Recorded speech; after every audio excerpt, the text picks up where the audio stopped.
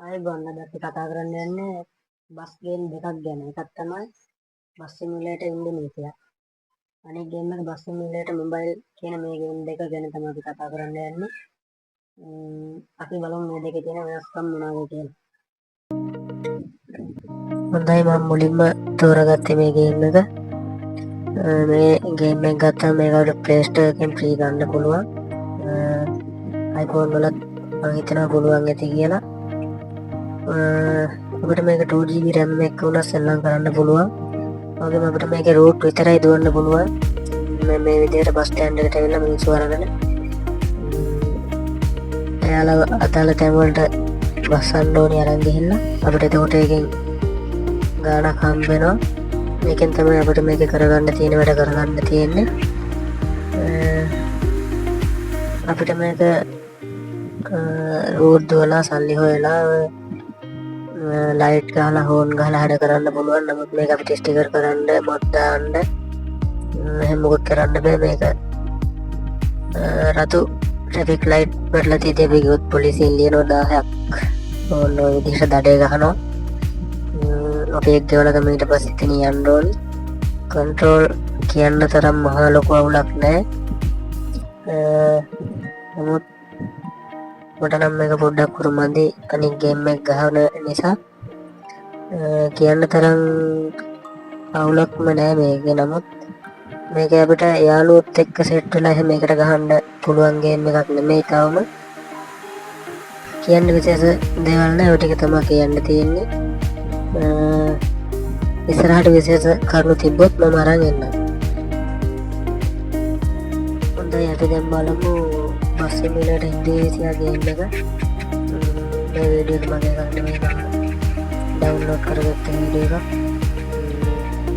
මගේ ගේම් එකේ පොඩි ප්‍රශ්නයක් වෙලා ගේම් එක මට ප්ලේ කරන්න දෙන්නේ ඒක හදාගන්න තාම නෑ. හදාගත්ත වීඩියෝ එකක් ගන්න. මේක දැනට Free Fire, PUBG, GTA 5 වගේ ගේම් එක තරඟට ඉන්න හොඳ ගේම් එකක්. මේක මගේ ෆෝන් එකට MB 300 සෝවකින් වගේ ඩවුන්ලෝඩ් කරගන්න පුළුවන් ප්ලේ ස්ටෝර් එකෙන්. iPhone වල කොහොමද කියන්න මම දන්නේ නැහැ.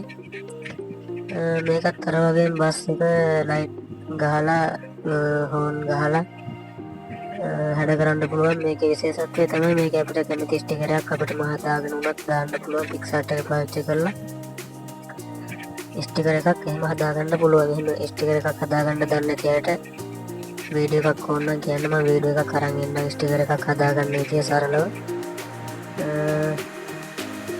මේකේ ක්‍රම තුනක් තියෙනවා.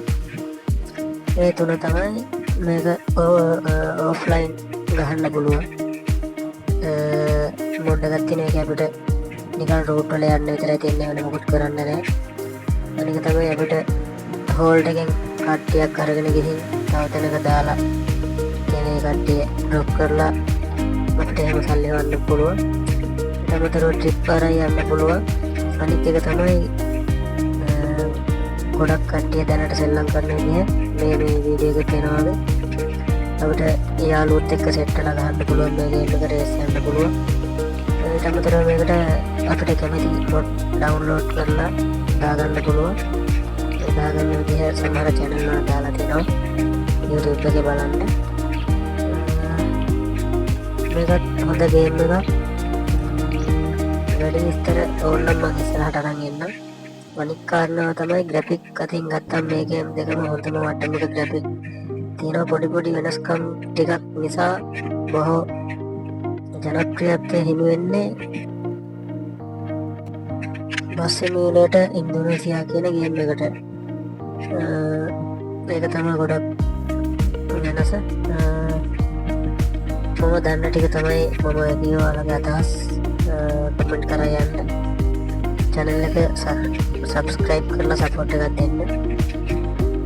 voice effect එකක් දාලා දෙන්නේ මගේ voice out වෙන නිසා.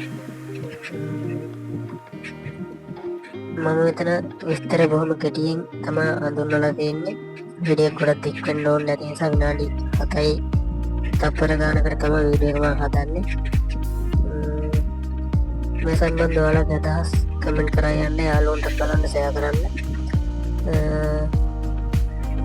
ගැටලුවක් තියෙනවා නම් මගේ WhatsApp එකට මැසේජ් එකක් දාන්න. ඊළඟ වීඩියෝ එකේ ඔයාලට ඕන නම් ස්ටිකර් එකක් හදාගන්න විදිය දන්නේ නැති කට්ටියට විතරයි දන්න කට්ටියට නෙමෙයි මමත් පොඩ්ඩයි දන්නේ.